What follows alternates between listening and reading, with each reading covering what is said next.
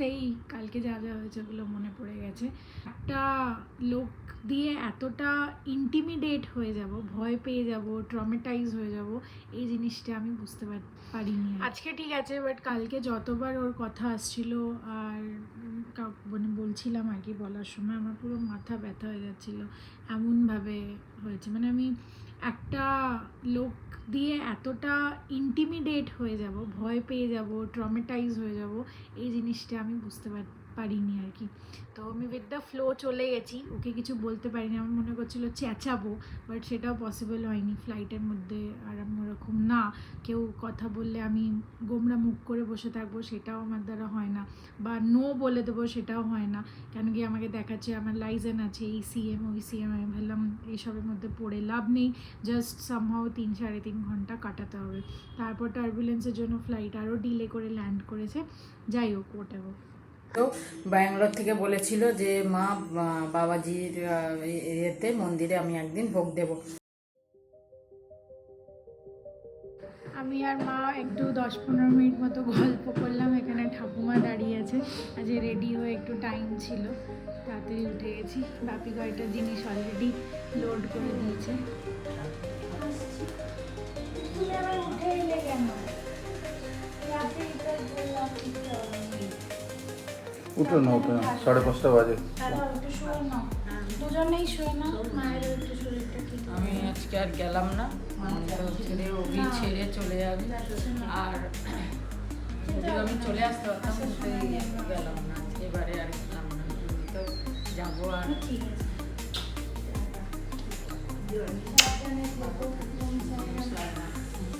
দুঃখ করো না, ঠিক আছে, খুব ঠিক আছে। আমাকে বলছি যে ওখানে আর ভিডিও নেওয়া হয়নি। মা নিচে লিফটের বাইরে ছাড়তে এসেছিলো, তো অনেকক্ষণ গল্প করলাম, কান্নাকাটি করলাম, হাতে হাত ধরে আর কি অনেক কিছু বলছিলাম, সাবধানে থেকো, এটা করে নিও, সেটা করে নিও। বাপি ছাড়তে চলে এসছে, আমরা পৌঁছেও গেছি, 10 মিনিট লাগলো।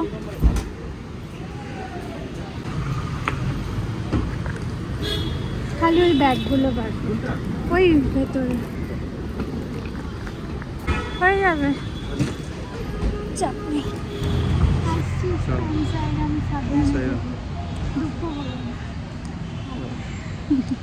ঠিক আছে, সাবধানে থাকো, ভালো করে যাও, সাবধানে।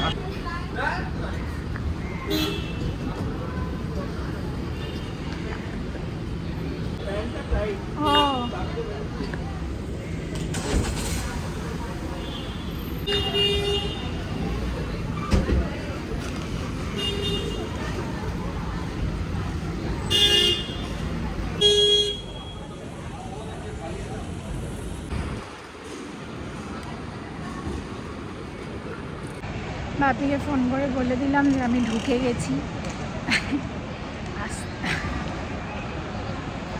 আস্তে আস্তে বাপিও একটু স্যাড হয়ে যায় আজকে। কেবিন ক্রুর বোর্ডিং কল হয়েছে, তো সবকটা এয়ার হোস্টেসরা যাচ্ছে লাইন দিয়ে। 7টা কি 8জন যাচ্ছে, এবার আলাদা আলাদা ফ্লাইটেরও হতে পারে, এই ফ্লাইটেরও হতে পারে।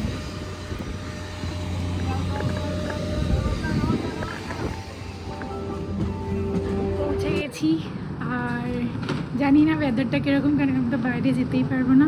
25 মিনিটসের মধ্যে আবার বোর্ডিং শুরু হয়ে যাবে। আর শরীর খারাপ হয়ে গেছিলো ফ্লাইটে, জানি না ফর সাম রিজন। তো যাই হোক, একটু পরে আপডেট করছি। তো আমার মুম্বাই কানেক্টিং, প্রথমে কলকাতা থেকে মুম্বাই এলাম, মুম্বাইতে সঙ্গে সঙ্গে বোর্ডিং শুরু। তো অলরেডি ফাইনাল কল হয়ে গেছে, আমি একটু লেটই, কেন কি আমার কাছে মেসেজ এলো আর আমি দেখিনি সেটা। এখন আছি হচ্ছে নাভি মুম্বাই, আর এটা নতুন এয়ারপোর্ট করেছে, খুব বেশি বড় না, ছোটোখাটো, বাট খুব ভালো করেছে।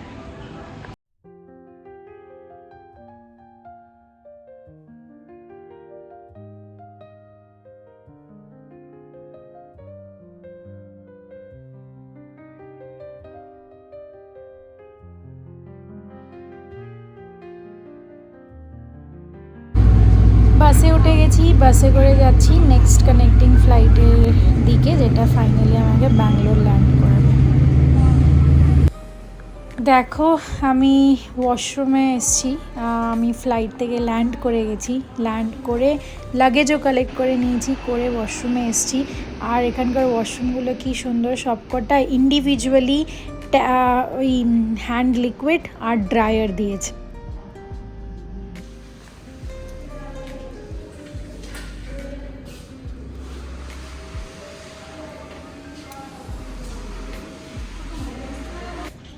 এত সুন্দর ওয়াশরুম বানিয়েছে, প্রত্যেকটা হ্যান্ড ওয়াশিং ইউনিটে নিজস্ব ড্রায়ারও আছে। চলো আমি যাচ্ছি বাসে করে টার্মিনাল 1 থেকে টার্মিনাল 2 এর ওখানে, তারপর টার্মিনাল 2 থেকে আমার গাড়ি বলা আছে, গাড়িটা উঠে যাব। আমি একজনকে বলে রাখি সবসময় এয়ারপোর্ট থেকে ফেরার বা যাওয়ার জন্য। আজকের দিনটা শুরু করছি তোমাদের সাথে। শুভ রবীন্দ্র জয়ন্তী, আজ 25শে বৈশাখ। আর সাথে এটাই বলবো যে বাংলার মানুষ যেন বাংলার সেই আনন্দটা আবার ফিরে পায়, যেটা প্রত্যেকটা মানুষ হারিয়ে ফেলেছিল। যাই হোক, এটাই আশা আছে, এখন জানি না কি হবে। তো চলো দিনটা শুরু করলাম। সকাল থেকে অনেকক্ষণ মানে মনটা এত খারাপ লাগছিল। এবারে তো মানে হুশ করে সৌমি এলো আর হুশ করে চলে গেল। কিভাবে যে 15টা দিন কেটে গেল বুঝতে পারলাম না। তো মানে আজকে আর আমি যাইও নি, অন্যান্যবার তো তাও যাই। আজকে ভালো মানে শরীরটা একটু লাগছিল, তো সেই কারণে আর গেলাম না ছাড়তে। তো এখন মোটামুটি ও মুম্বাইতে পৌঁছে গেছে, ওখান থেকে কানেক্টিং করেছে, তাই জন্য একটু টাইম লাগবে ওর ব্যাঙ্গালোর পৌঁছাতে। তা চলো, প্রত্যেকবার আসছে, প্রত্যেকবার হচ্ছে, তাও যেন মনটা এত খারাপ লাগে কি বলবো, এটা তোমাদের সবারই হয়। যাই হোক, আজকের দিনটা সারাদিনটা হয়তো এরকমই কাটবে, খুব একটা যে ভালো কাটবে তা না। সব সময় মনে পড়বে এই সময়, একটু আগে, আরও আগে ওকে ডাকি, ওঠ, গরম জল করে দিই, রাতে অ্যালোভেরা আমলা জুস মিশিয়ে দিই, তারপরে টিফিন কি খাবি, এই সবগুলো একটা থাকে। তো সেগুলো আজকে থেকে আবার কিছুদিনের জন্য বন্ধ, আবার যখন আসবে তখন হবে। তো এইসব ভাবতে ভাবতেই আমার আজকে অনেকটা সকাল কেটে গেল, কি করছে কি না কি যাই তো হয়ে গেল। আজ রান্নার সেরকম কিছু করবো না, কিছু আছে আজকে হয়ে যাবে। মা আর আমি, অভিও তো সৌমিকে ছেড়ে ওখান থেকে চলে গেছে, তো সেই জন্য বেশি কিছু আজকে করার ইচ্ছাও নেই, মনটাও ভালো নেই আর শরীরটাও আজকে ভালো লাগছে না। তো কাল রাত্রে একটু গ্যাসের প্রবলেম হচ্ছিলো, সেই জন্য শরীরটা খারাপ, আর কিছুই না। তো চলো একটুখানি সৌমির সব চাদর ফাদরগুলো সব কেচে দিয়েছি, ওগুলো নিয়ে আসবো। সকালবেলা উঠে মেশিন চালিয়ে সব কেচে দিয়েছি, ওগুলোকে এবার চেঞ্জ করব, চাদরটা চেঞ্জ করবো চলো। ঘর খালি, কিরম লাগছে। এই ঘরটা কদিন ধরে ভরা ছিল, এখানে জিনিসে ভরা, এখানে জিনিসে ভরা, এখন খালি খালি হয়ে গেছে। মানে কিরম যে লাগে না আমার, এই ঘর যাওয়ার পর না আমার এই ঘরটা আসতেই ইচ্ছা করে না। যাই হোক, সকালে চাদরগুলো তুলে কাচতে দিয়েছি, এখন চাদর ফাদর পাতবো, এগুলো কাজ আছে। চলো করি। পৌঁছে গেছি ব্যাঙ্গালোরের ঘরে, ফেরত চলে এসেছি। মুখ টুক ধুয়ে এক্ষুনি এলাম ভালো করে, তারপর বিকেল বা সন্ধ্যে করে একবার গরম জলে চান করে নেবো। এখন খাবারটা অর্ডার করে জাস্ট তোমাদের সামনে ক্যামেরায় কথা বলছি। বাবা, ঘরটা কিরম গন্ধ হয়ে গেছিলো, এতদিন খোলা হয়নি। অ্যাকচুয়ালি আমাদের যে মাসি যে কাজ করে আর কি, সে চলে গেছে বাড়ি। তো কবে গেল, 3 তারিখ না 4 তারিখ গেছে। তো এই কদিন ঘর পুরো বন্ধ ছিল, নাহলে আমার যাওয়ার পর 4 তারিখ অবধি মাসি এসে পুছে গেছে। দেখছি ডাস্টবিন ধুয়ে বাথরুমে রাখা রয়েছে। তো এইসব আর কি। চলো আমি খেয়ে নিই, একটুখানি ঘুমিয়ে নিই। আমি বাসে শুয়ে পড়েছিলাম, তারপর যখন টার্মিনাল 2তে নামলাম তখন গাড়ি নিলাম। গাড়ি নিয়ে আমি অনেকটা ঘুমিয়েছিলাম, কিন্তু সেরকম পুরো প্রপার রেস্টওয়ালা ঘুম হয়নি। তো খেয়ে নিই, খেয়ে তোমাদের সাথে বিকেলে একবারে সন্ধ্যেবেলা কথা বলবো। আমি ফ্রিজ খুললাম, মিষ্টিগুলো রাখবো যেগুলো অফিসের জন্য নিয়ে এসেছি, আরও মাছ যেগুলো দিয়েছে ওগুলো রাখবো। দেখছি ফ্রিজ একদম চকাচক পরিষ্কার, মাসি পুরো পরিষ্কার করে গেছে। এই দেখো, এগুলো সব মাসির কাজ, মাসি পুরো ঢেকে পরিষ্কার করে, এগুলো তো আমি এখন এই ব্যাগটা থেকে বার করলাম, মিষ্টি বার করলাম, ছড়িয়ে দিলাম, বাট পুরো পরিষ্কার ছিল। আর বাসনের যে এখানে ডাব্বাটা ওটা এখানে রেখেছে, মানে ঝুড়িটা আর কি, আর এখানে সব সাজিয়ে গুছিয়ে রেখে গেছে। যতক্ষণ খাবার আসছে একটু টিভি দেখি। আজকে ঘরে এসে অনেক কম, এটা প্লিজ ইগনোর করো, আমি এমনভাবে মুখ টুক ধুয়েছি পুরো ভেতর অব্দি ভিজে গেছে। যাই হোক, এখন আমি চাবি খুলবো, কভার থেকে আবার টি শার্ট বার করবো, এগুলো কাচতে দিয়েছিলাম তো শুকিয়ে গেছিলো, মাসি তুলে রেখে দিয়েছিল পরের দিন। যাই হোক, তো একটাই পেয়ার আর কি বাইরে আছে।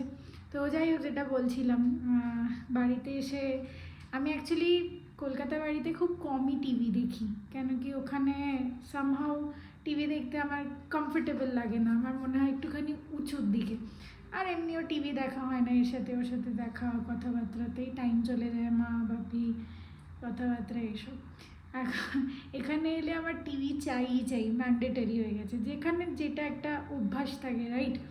তো ওরকম বাড়িতে গেলে আমার খুব সুন্দর কাভার্ড, যেটা আমি তোমাদেরকে দেখিয়েছি অনেকবার, হোয়াইট আর ব্ল্যাকে, আমার ওটার একটা খুব অ্যাডিকশন, ওটা আমার খুব ভাল লাগে।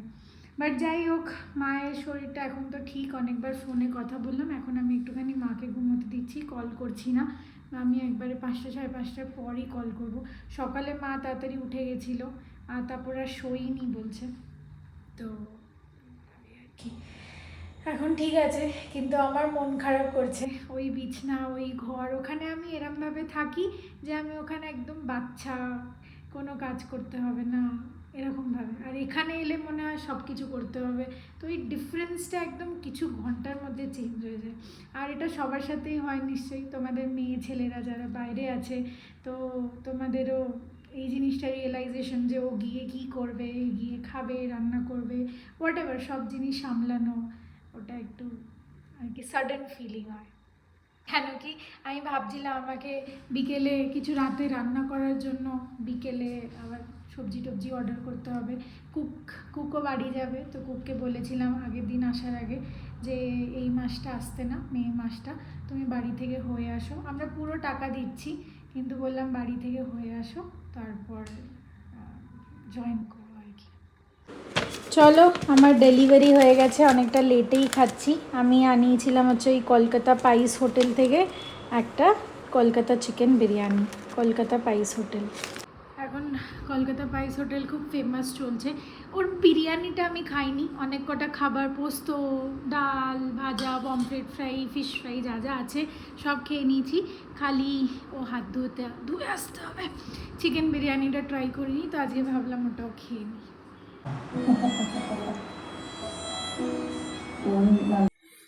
গুড ইভিনিং সবাইকে। এখন যাচ্ছি একটুখানি অল্টার করতে দিতে, অভির একটা প্যান্ট আছে সেটা অল্টার করতে দেব। আর আমার চটিটা যে বললাম ওটাকে আমি ছাড়বো না, ওটাকে সেলাই যদি মুচি বসে, সেদিন তো বসেনি বলে করতে পারিনি, আজকে যদি বসে তা করে নেবো। যাই হোক, সকালবেলা সৌমি যাওয়ার আগে, আর হ্যাঁ সৌমি ভালো করে পৌঁছে গেছে, ভালো মতোই পৌঁছে গেছে সব, তবে মানে খাওয়ার সময়টা পাইনি। আমি সকালে বললাম একটু টিফিন বানিয়ে দিই, বললো যে না লাগবে না, খিদে নেই, তো খাওয়ার সময়টা পাইনি। বাপি ঠিকঠাক পৌঁছে গেছে, সব ভালো মতো হয়ে গেছে।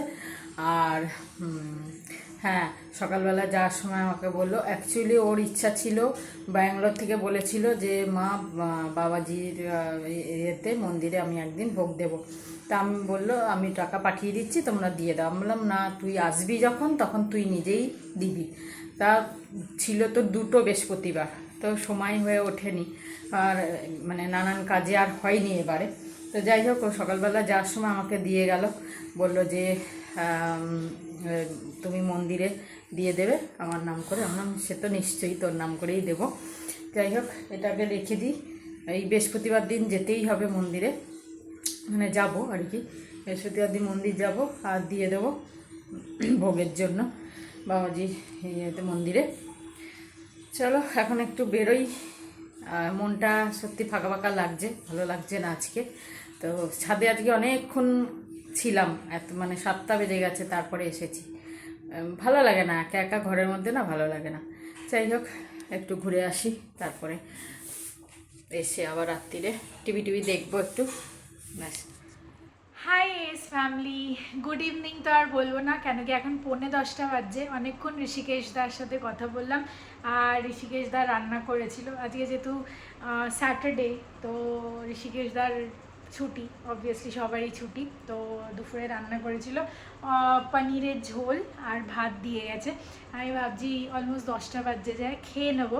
আজকে অতটা সেরকম কিছুর এনার্জি নেই। আমি এখনও দেখতে পাচ্ছ চাদর বালিশ সব রাখা রয়েছে, অন্ধকার রয়েছে, খালি কিচেনের লাইটটা জ্বালিয়ে রেখেছি।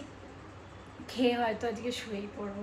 মায়ের সাথে অনেক কথা হলো। ফ্লাইটে আজকে একটা ইনসিডেন্ট হয়েছে, সেটা আমি আজকে যদি পারি শেয়ার করব, নাহলে কালকে সকালে উঠে শেয়ার করবো তোমাদের সাথে, আর ওটা এই ভিডিওতেই দিয়ে দেবো।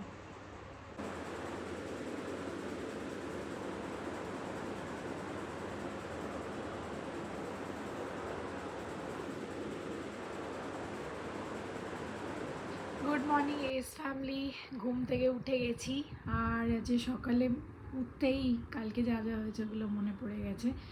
আর আমার একটা ট্রমা মতো হয়ে গেছে। কেন আমি তোমাদেরকে বলছি, আমি হয়তো পুরো ডিটেলে বলতে পারবো না, কেন কি যাকেই বলছি, মানে মাকে বললাম, যাকেই বলছে মোটামুটি 40 মিনিট 45 মিনিট লেগে যাচ্ছে। তো একদম শর্টে বলবো, বাট এরকম হবে আমি বুঝতে পারিনি। কালকে আমি প্রথমে ট্রাভেল করছিলাম যখন, তো আমাদের ফ্লাইটের আগে গেটে বসতে হয়, রাইট? তো আমি গেটে বসে আছি, আমার অপোজিটে একটা ছেলে বলবো না লোক বলবো, যাই হোক, তখনকার কারেন্ট ইমপ্রেশন বলছি, পরে তো জানতে পারলাম তখন ছেলে না লোক বুঝতে পারছি না, বসে আছে। ঠিক আছে, কথা বলছি না সেরকম কিছু। তারপর একটা টাইম আসে যখন কথা শুরু হয় এইভাবে, যে এখন লাইনটা অনেক লম্বা, মানে ওই ছেলেটা বললো বাবা এত লোক ফ্লাইটে, হঠাৎ করে যখন বোর্ডিং কল করলো ছেলেটা বললো বাবা এত লোক ফ্লাইটে ধরেও জানতাম না। আমি বললাম হ্যাঁ আমিও জানতাম না। তো এরম করে নর্মালি সফটলি কথা বললাম। তারপর আর ওটা শুরু হলো এই জন্য, কেন কি যখন বোর্ডিং কল করলো আমি উঠে চলে গেছিলাম। তারপর দেখলাম লাইনটা প্রচুর লম্বা হয়ে গেছে, তো একটু পরে আসবো, তো যাই আবার বসি। এবার বসার সময় ওই ছেলেটা ওই সিটের সামনে, ও উঠেছিল ন্যাচারালি, বাট আর এগোয়নি, তো না সিটের সামনে ছিল। তো আমি খুব কিউটলি বললাম এক্সকিউজ মি এরম করে, যাতে আমি ঢুকে যাই ব্যাগ নিয়ে, এরম করে হলো। তারপর 2 মিনিট গ্যাপ দিয়ে ওই কথাটা বললো। আমি বললাম হ্যাঁ আমিও জানতাম না এতজন ফ্লাইটে হবে। তারপর ওখান থেকে আর কথা হয়নি সেরকম। তারপর আবার যখন দেখলাম লাইন খুব ছোট হয়ে গেছে, 3-4 জন আছে, তখন উঠলাম। তো আমি উঠলাম, তো ওই ছেলেটা উঠলো।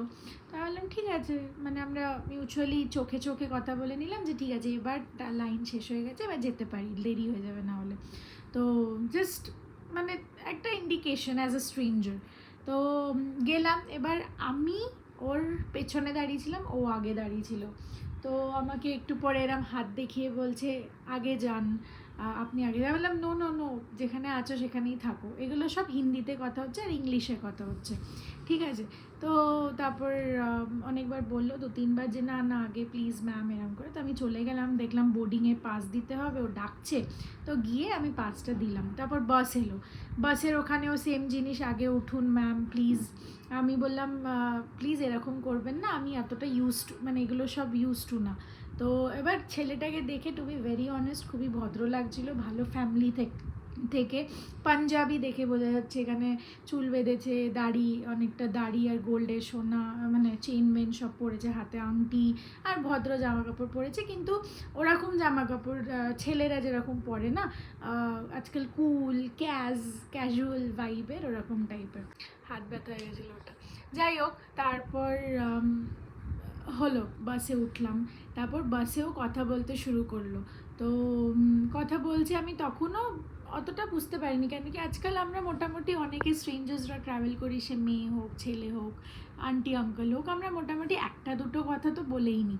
তো বাসে উঠে বললো নিজের থেকেই যে আমার পাঞ্জাবি। আমি বললাম হ্যাঁ সেটা দেখে বোঝাই যাচ্ছে। তারপর আমাকে জিজ্ঞেস করলো আমি কোথায় থাকি। আমি বললাম যে আমরা তেঘরিয়ার ওখানে থাকি। বললো তেঘরিয়ায় কোথায়? আমি বললো আমি চিনি তেঘরিয়া। আমি বললাম হ্যাঁ একটু ভেতরে গিয়ে অর্জুনপুরের দিকে এইসব। তো বললাম আর কি, মানে ওপর জাস্ট এইটুকুনি।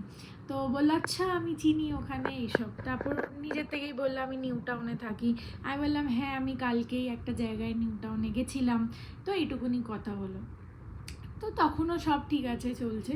তারপর একটা টাইমে বাস থেকে নামার সময় আমাকে সিট নাম্বার জিজ্ঞেস করলো। তো আমি বললাম আমার 19 সিট নাম্বার। ও বললো আমার 6। আমি বললাম বাহ ঠিক আছে ভালো।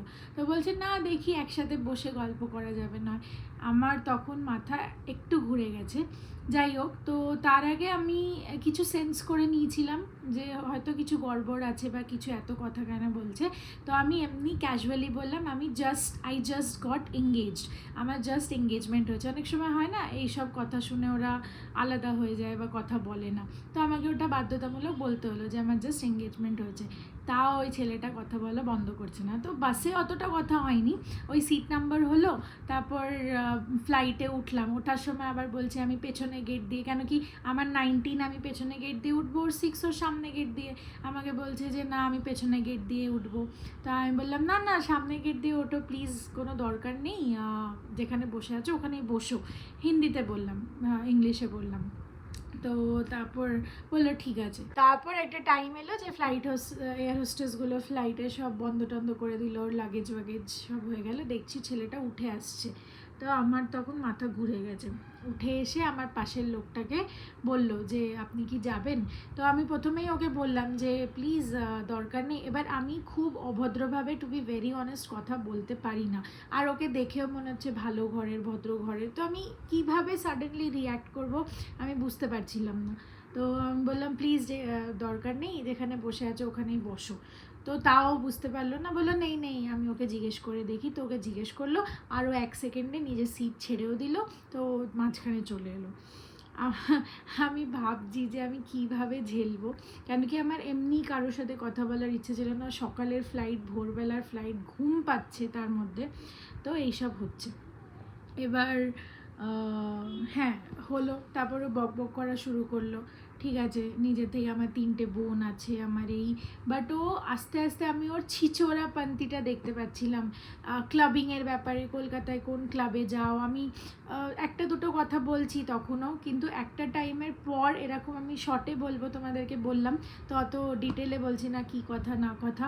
আমি ঘাড় নাড়ছি, কিছু বলছে আমি ঘাড় নাড়ছি, হ্যাঁ একটা দুটো কথা আমি বলছি, মানে আমি জবরদস্তি বলছি। কিন্তু তার মাঝখানে 2-3 বার এরকম হলো কথা বলতে বলতে আমার এতটা আমি প্রথমে বললাম, ও না মাঝখানে বসেছিল, আমার আইল সিট ছিল ডি।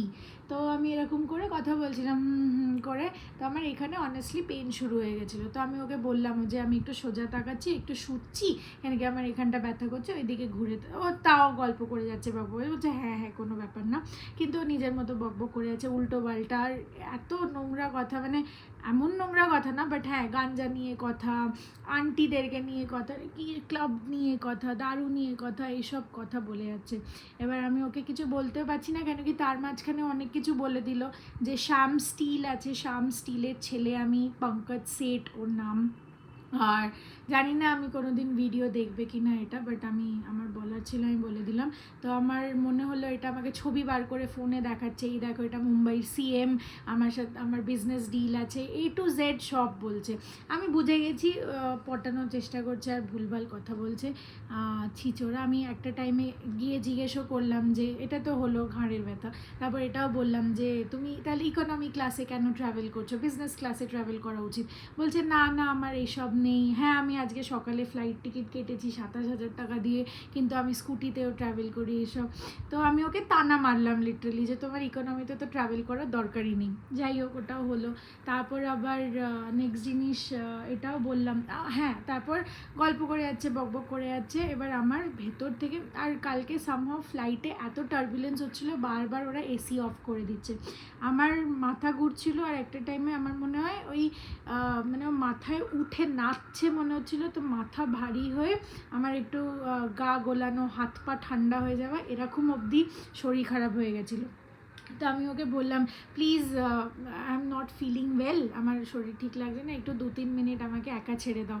তো বলছে ক্যা হুয়া, কী লাগবে, জল লাগবে? আমি বললাম কিছু দরকার নেই, একটু প্লিজ একটুখানি শান্ত হয়ে যাও, এরকমভাবে আমি বললাম হেসে। তো তখন শরীরটা লিটারালি খারাপ হয়ে গেছিলো, এমনকি আমি এয়ার হোস্টেসের বাটনটাও টিপে দিয়েছিলাম, কিন্তু ন্যাচারালি যেটা হয় ওরা টার্বুলেন্সে ওঠে না, আর 2 মিনিট পর এলো জল নিয়ে এলো, তো আমি জলটা তো খেলাম, কিন্তু আমি আর ওকে তখন এয়ার হোস্টেস তাকেও কিছু বলিনি, কেন কি এমনিও শরীর খারাপ হলে সিন ক্রিয়েট করার অভ্যাসটা নেই। তো আমি বললাম ঠিক আছে আমি ঠিক হয়ে যাব। তো আমি একটু জল খেলাম, তারপর 2 মিনিট পর ও জিজ্ঞেস করছিল ছেলেটা বারবার কেমন লাগছে কী হলো, আমি বললাম ঠিক আছে এখন আমি ঠিক হয়ে গেছি। তো এরম করে বললাম, তারপরে আবার বকবক শুরু করেছে। অনেকবার হলো আমি চোখ বন্ধ করে শুয়ে পড়ছি, বাট ও আবার বকবক করছে। মানে টার্বুলেন্স হচ্ছে, অ্যানাউন্সমেন্ট হচ্ছে, আমি একটু চোখ খুলছি আর একটু উঠছি বা কিছু, ও বকবক শুরু করে দিচ্ছে। তো কালকে আবার শরীর খারাপ শুরু হয়ে গেল, মানে সেম জিনিস, হাত পা ঠান্ডা হয়ে একটা টাইম তো এলো আমি এরকম ভমিট করার মতো হয়ে গেছিলো। তো আমি ইন্ডিগোর ওই যে পাউচগুলো থাকে ওটা বার করে আমি ভাবলাম বমিও করবো, বাট জানি না মানে ওটা আর করলাম না।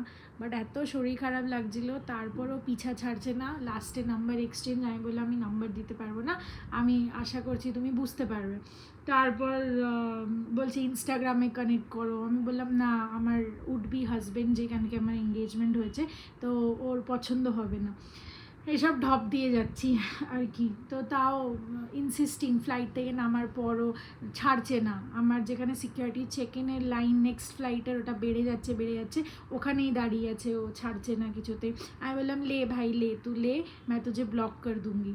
তো দিলাম ওকে ইনস্টাগ্রাম। তারপর আমার ফোনে ইনস্টাগ্রাম ইনস্টল করা ছিল না, রোজ ইউটিউব ভিডিও এডিটিং করি, জায়গা লাগে, স্টোরেজ কমে যায়, তো মানে ইনস্টল করি আনইনস্টল করি এরকম করতে, ইনস্টাগ্রামটা তো অনেকটা জায়গা নেয়। তো কালকে তারপর ইনস্টাগ্রাম দিলাম, তারপর ও একটা টাইমে আবার ফ্লাইটে কী যেন বলছে, হ্যাঁ যাই হোক ছাড়ো, ইনস্টাগ্রামটা দিলাম। আর তো ইনস্টাগ্রামটা দিলাম, তারপরও গেল টাটা বাই বাই বলে, ভালো করে হাত টাত মিলিয়ে এসব করে। আর উল্টো পাল্টা জিনিস, ফ্লাইটে কিছু বলছে হাত মেলাও পাঞ্চ করো, তো আমি কিছুক্ষণ এরম করে আছি। আর অনেকবার বলছে आप बहुत प्यारे हो, मैं बहुत लकी हूँ, आप मिल गए, आप पे वाइट बहुत सूट कर रहा है, এইসব উল্টো পাল্টা জিনিস আমি একটা টাইমে বলে আমি একটু আনকমফোর্টেবল হয়ে যাচ্ছি, প্লিজ আর বলতে হবে না। তারপরও বলছে আচ্ছা আমি আনকমফোর্টেবল করে দিচ্ছি, আই এম সো সরি। আমি বললাম না না ইটস ওকে, তাও বুঝছে না, মানে ওই হয় না একটা অ্যাডামেন্ট নেচার। যাই হোক, এটা হচ্ছে আমার শর্টেস্ট স্টোরি। আজকে ঠিক আছে, বাট কালকে যতবার ওর কথা আসছিল আর মানে বলছিলাম আর কি, বলার সময় আমার পুরো মাথা ব্যথা হয়ে যাচ্ছিলো, এমনভাবে হয়েছে। মানে আমি একটা লোক দিয়ে এতটা ইন্টিমিডেট হয়ে যাব, ভয় পেয়ে যাব, ট্রমেটাইজ হয়ে যাব, এই জিনিসটা আমি বুঝতে পারিনি আর কি। তো আমি উইথ দ্য ফ্লো চলে গেছি, ওকে কিছু বলতে পারিনি, আমার মনে করছিলো চেঁচাবো, বাট সেটাও পসিবল হয়নি ফ্লাইটের মধ্যে। আর আমি ওরকম না, কেউ কথা বললে আমি গোমরা মুখ করে বসে থাকবো, সেটাও আমার দ্বারা হয় না, বা নো বলে দেবো সেটাও হয় না, কেন কি আমাকে দেখাচ্ছে আমার লাইসেন্স আছে, এই সিএম ওই সিএম। আমি ভাবলাম এইসবের মধ্যে পড়ে লাভ নেই, জাস্ট সামহাও 3-3.5 ঘন্টা কাটাতে হবে। তারপর টার্বুলেন্সের জন্য ফ্লাইট আরও ডিলে করে ল্যান্ড করেছে। যাই হোক ওটাও। দেন আমি ওকে একটা টাইমে এটাও জিজ্ঞেস করলাম যে আপ কौन से ईयर बॉर्न हो, বললো 1984। আমি বললাম मैं 1998 की हूँ, I am like your sister. তো ওতেও ওর ফারাক পড়েনি।